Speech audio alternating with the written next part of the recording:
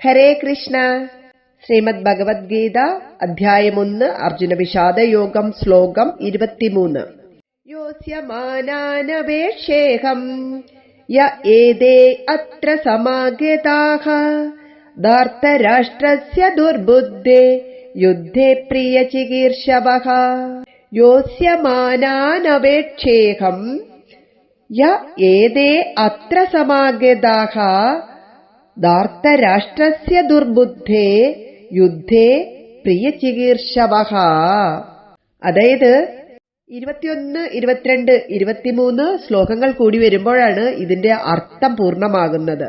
ദുർബുദ്ധേ ദുഷ്ടബുദ്ധിയായ, ധാർത്തരാഷ്ട്രസ്യ ദുര്യോധനന്, പ്രിയചികീർഷവഃ ഇഷ്ടമാംവിധം പ്രവർത്തിക്കാൻ ആഗ്രഹിച്ച, ഏതേ യാതൊരുവൻ, അത്ര ഇവിടെ, യുദ്ധേ പടയിൽ, സമാഗതാഃ വന്നെത്തിയിട്ടുണ്ടോ താൻ, ആ യോസ്യമാനാൻ യുദ്ധം ചെയ്യാൻ വന്നവരെ, അഹം ഞാൻ, അവേശ ഒന്ന് കാണട്ടെ.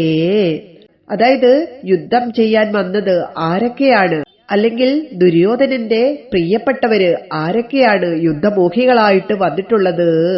ഭക്തദാസനായ ഭഗവാനോട് ആജ്ഞാപിക്കാൻ ഭക്തനായ അർജുനന് അധികാരമുണ്ടെന്ന് ഒരു പക്ഷം പറയുകയാണ് ഇവിടെ. അതായത് ഭഗവാനോടാണ് പറയുന്നത്, ഹേ അച്യുത, രഥം കൊണ്ടുപോയി അവിടെ നിർത്തൂ എന്ന്. അപ്പോൾ ഒരു ആജ്ഞാസ്വരമുണ്ടത്രേ. ദുര്യോധനന്റെ പ്രീതി നേടാൻ വേണ്ടി തന്നോട് പോരാടാൻ ഒരുങ്ങി നിൽക്കുന്നവർ ആരെല്ലാമാണെന്ന് നോക്കി കണ്ടറിയുന്നതുവരെ രണ്ടു സൈന്യങ്ങളുടെയും മധ്യത്തിലായി തന്റെ രഥം നിർത്തണമെന്ന് അർജുനൻ ഭഗവാനോട് പ്രാർത്ഥിക്കുകയാണ് ചെയ്യുന്നത്. അല്ലാതെ നിർത്തൂ അച്യുത എന്ന് ആജ്ഞാപിക്കുകയല്ലായിരുന്നു.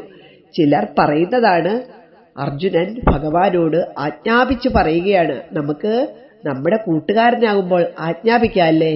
അർജുനൻ ഭഗവാന്റെ കളിക്കൂട്ടുകാരനാണ്, ഭഗവാന്റെ അച്ഛനാണ്, അമ്മയാണ്, എല്ലാമാണ് ഭഗവാന്റെ.